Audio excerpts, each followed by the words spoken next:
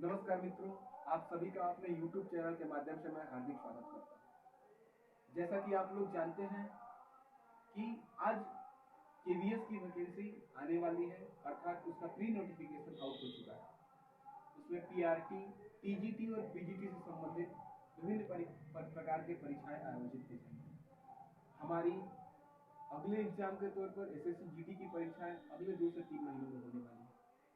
इसके अलावा Uttar Pradesh TGT PGT के रूप में एक बड़ी वैकेंसी और एलटी ग्रेड के रूप में एक बड़ी वैकेंसी हमें अगले 3, 4 या 5 या ये कहें तो 2023 में देखने को मिलेगी।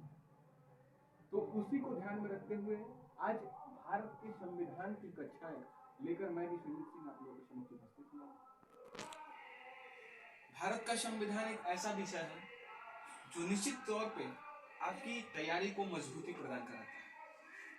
अगर आप चाहें तो हमारी कक्षाएं कल से स्पेशली भारत के संविधान को समर्पित आपके अपने YouTube चैनल पर अपलोड कर दी जाएंगी, जिसकी सूचना आज दिया जा रहा है। और निश्चित तौर पे हम भारत के संविधान के बारे में कल से डेली 1 घंटे का क्लास रखेंगे, जो निश्चित तौर पे 1 महीने में आपको पूरे संविधान की कक्षाएं उपलब्ध कराने का काम किया जाएगा। आज कुछ ब्रीफिंग में बताना चाहूंगा कि भारत का संविधान क्या था और कैसे क्या हुआ। जो भी कक्षाएं हैं वो कल से स्टार्ट की जाएंगी और आप लोगों का मैं अपने YouTube चैनल पर हार्दिक स्वागत करता हूं। आप लोग आइए, पढ़िए। अगर मैं आप लोगों को एक शब्द भी सिखाने में कामयाब रहा तो निश्चित रूप से आज ये मेरा मेहनत सफल रहेगा। जैसा कि हम लोग जानते हैं कि जैसे भारत में विभिन्न कंपनियां आई, उसी के क्रम में सबसे पहले हमारे पास पुर्तगाली आया 1498 में। उसके बाद समय समय पर डच, इंग्लिश, फ्रांसीसी ऐसे करके तरह तरह की कंपनी आई, डेनिश आई। तो हम देखते हैं कि इन्होंने तो प्रभाव छोड़ा ही, अंग्रेजों के अलावा जो विभिन्न कंपनियां थी उन्होंने भारत पर प्रभाव तो छोड़ा ही, लेकिन अगर हम देखें तो व्यापक रूप से प्रभाव किसी देश अथवा किसी साम्राज्यवादी शक्ति का भारत पर देखने को मिला, वो थी ईस्ट इंडिया कंपनी अर्थात इंग्लैंड।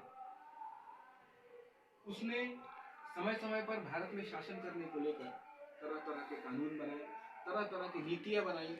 वही आगे चलकर भारतीय संविधान के विकास में एक महत्वपूर्ण भूमिका अदा करता है।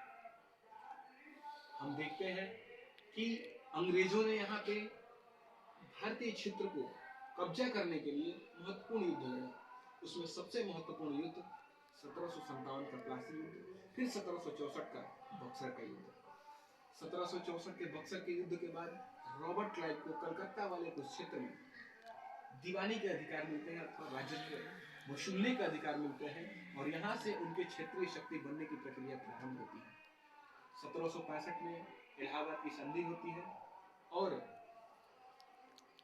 शाह आलम द्वितीय जो मुगल सम्राट रहते हैं उस समय, अंग्रेजों के पेंशनर बन के रह जाते हैं। इसी के बाद अंग्रेजी हुकूमत में एक द्वैध शासन देखने को मिलता है जो 1765 से लेकर 1772 तक चलता है।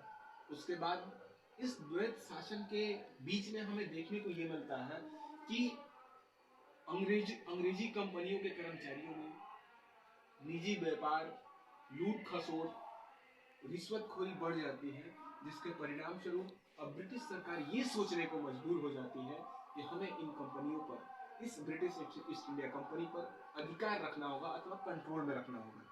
और इसी कंपनी पे कंट्रोल रखने के लिए ब्रिटिश सरकार ने समय समय पर जो कानून पारित किया कि इन कंपनियों को कैसे कंट्रोल में रखा जाए, अपने साम्राज्य को कैसे बचाया जाए, इसको ध्यान में रखते हुए ब्रिटिश सरकार ने समय समय पर जो कानून पारित किए वही बाद में चलकर भारतीय संविधान का आधार बना।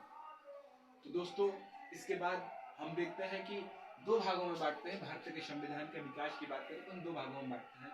एक 1857 की क्रांति से पहले 1772 में जो द्वैध शासन जो समाप्त होता है और 1773 से लेकर 1858 तक, 1857 में प्रथम स्वतंत्रता संग्राम होता है, उससे पहले तक जितने अधिनियम आते हैं। फिर उसके बाद जब वायसराय भारत में एक ब्रिटिश सम्राट के प्रतिनिधि के रूप में काम करने लगता है, वहां से लेकर भारत के स्वतंत्रता संग्राम तक, यानी हम दो हिस्से में बांटकर भारतीय संविधान के विकास को देखेंगे।